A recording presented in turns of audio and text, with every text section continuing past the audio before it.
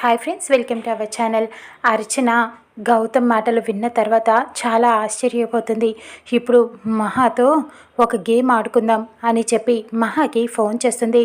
ఏంటి అర్చన ఇంట్లో ఉండే ఫోన్ చేస్తుంది అని ఫోన్ లిఫ్ట్ చేసి, ఏంటి అర్చన ఇంట్లోనే కదా ఉన్నావు, ఫోన్ చేసావేంటి అని అడుగుతూ ఉంటుంది. మహా, నేను పైన ఉన్నాను, నువ్వు పైకి రా, మాట్లాడాలి అని చెప్తూ ఉంటుంది. నువ్వే కిందకి రావచ్చు కదా అని అడుగుతూ ఉంటుంది.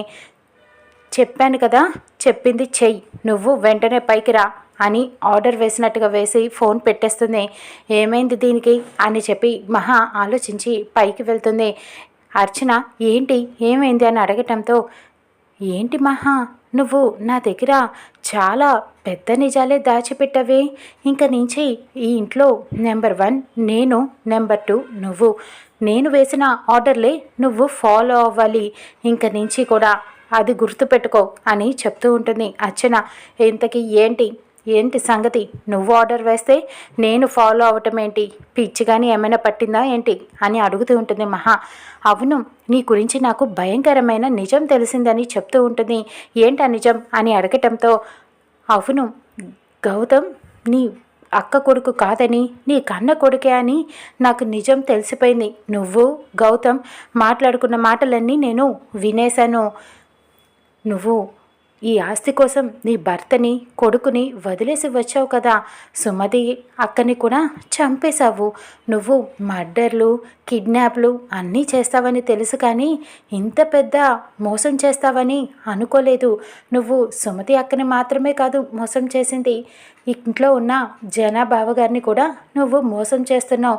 ఈ విషయం తెలిసిందే అనుకో, ఇంట్లో నేను ఎవరికైనా చెప్పానే అనుకో, మరుక్షణం నిన్ను గౌతమ్ని కట్టుబట్టలతో సహా ఇంట్లో నుంచి బయటికి గెంటేస్తారు. మళ్ళీ నువ్వు ఒంటరి దానివి అయిపోతావు.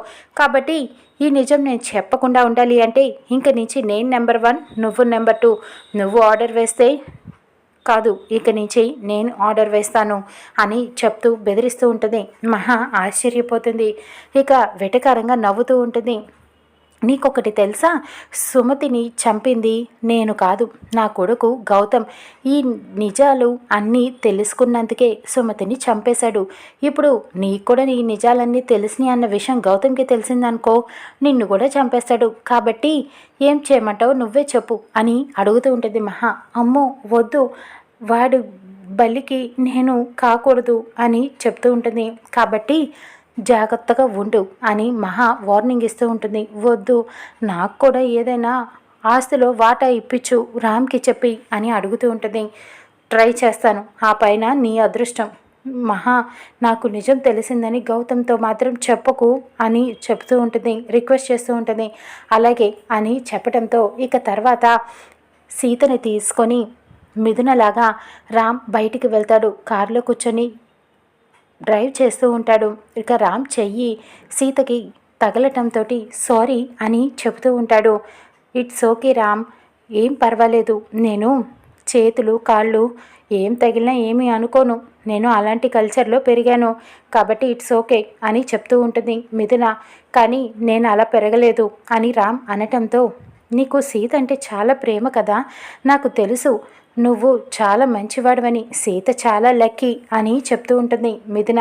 ఇక తర్వాత, వావ్ చాలా ఎండగా ఉంది కదా, నాకు అస్సలు దాహం తీరట్లేదు, నీ కార్లో వాటర్ ఉండవా అని అడుగుతూ ఉంటుంది మిథున. నువ్వు ఉన్నా నా వాటర్ బాటిల్లో తాగవు కదా, నీకు సపరేట్గా ఉంటాయి కదా అని అనటంతో, కమాన్ రామ్, నాకు వాటర్ కావాలి, చాలా దాహం వేస్తుంది అని అడుగుతూ ఉంటుంది. ఇక కార్ ఆపి షాప్లోకి వెళ్ళి వాటర్ బాటిల్ తీసుకొస్తూ ఉండగా రామ్ ఫోన్ వస్తూ ఉంటుంది. అక్కడే నుంచొని మాట్లాడుతూ ఉంటాడు. ఇంతలో పుల్లైస్ బండి వెళ్తూ ఉంటుంది. ఇక మిథునకి నోరు ఊరిపోతూ ఉంటుంది. వావ్ పుల్లైస్, ఇప్పుడు అది ఎలాగైనా తినేయాలి, నోట్లో నీళ్ళు ఊరుతున్నాయి, కానీ రామ్ మామ చూశాడంటే డౌట్ పడతాడేమో అని అనుకుంటూ ఉంటుంది. సరే రామ్ మామ అటేపు నుంచొని ఫోన్ మాట్లాడుతున్నాడు కదా, ఈ లోపు నేను తినేద్దాం అని చెప్పి కిందకి దిగి పుల్లైస్ కొనుక్కొని అక్కడే తినేస్తూ ఉంటుంది 2 ఐస్లు. ఇంతలో త్రిలోక్ చూసి కార్ ఆపి, తిను సీత మిథున అని డౌట్ పడి వచ్చి మాట్లాడుతూ ఉంటాడు. సీత సీత అని పిలుస్తూ ఉంటాడు, కానీ మిథున పలకదు. అమ్మ మిథున అని పిలవటంతో ఎస్ అని పలుకుతూ ఉంటుంది. నువ్వేంటమ్మా యుఎస్ నుంచి వచ్చి ఇలాగ పుల్లైసులు తింటున్నావు, సీత కదా తింటుంది ఇలాగా అని అనటంతో, ఏంటి సీత ఏమైనా బ్రాండ్ అంబాసిడరా ఏంటి పుల్లైస్కి? ఎలా ఉంటుందో చూడాలనిపించింది, అందుకే తింటున్నాను, ఇందులో తప్పేముంది అని చెప్పి అడుగుతూ ఉంటుంది. ఇక రామ్ రావటంతో, అవును సీతకి చాలా ఇష్టం పుల్లైస్ అంటే.